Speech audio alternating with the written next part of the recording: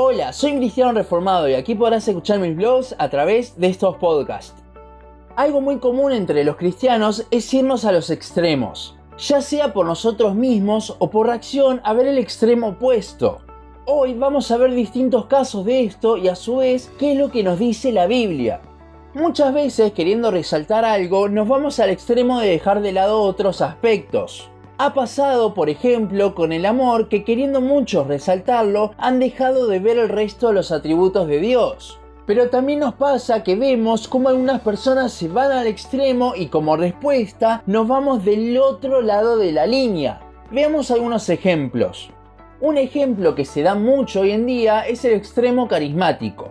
Queriendo buscar experiencias con Dios, han dejado de lado su palabra y se han abocado a buscar estas experiencias de formas para nada bíblicas. Esto se ha llevado al extremo de dejar de lado la teología y enfocarse puramente en las emociones, tanto en la alabanza como en las prédicas como en la vida misma.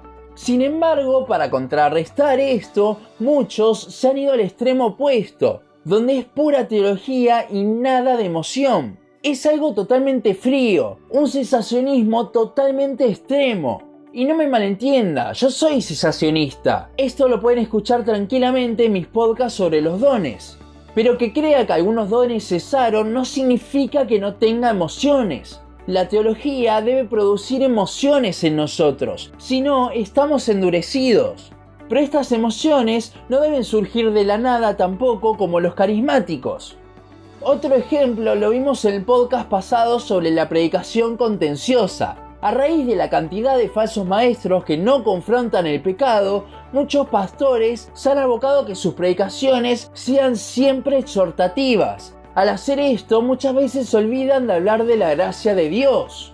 También mismo esto se ve en la Gran Comisión. Cientos de iglesias han sido muy descuidadas con las mismas, y esto ha causado el efecto contrario en otras iglesias. Recuerdo de un lugar donde si no evangelizabas cada vez que salías, te hacían sentir mal. Lo mismo con el discipulado. La realidad es que Dios es el que abre las puertas, y aunque debemos ser intencionales, todo depende de Él.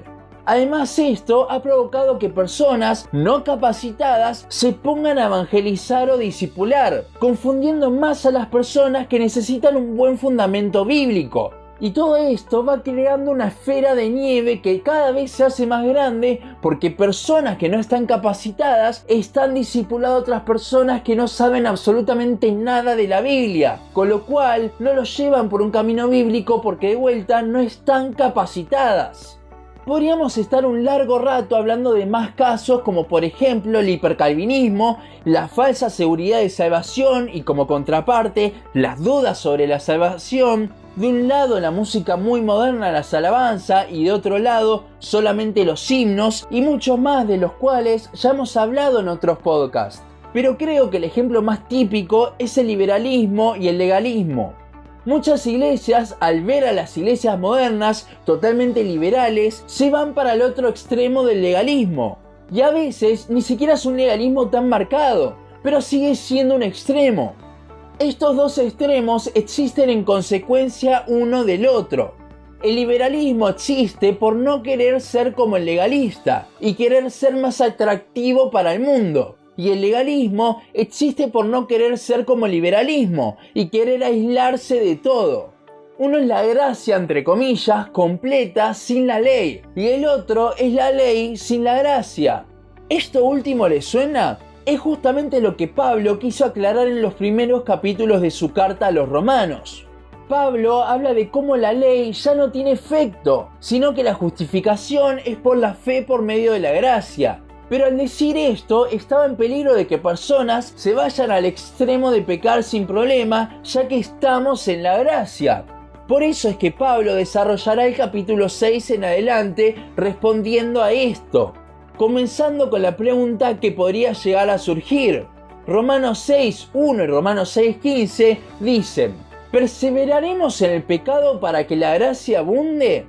¿Pecaremos porque no estamos bajo la ley sino bajo la gracia?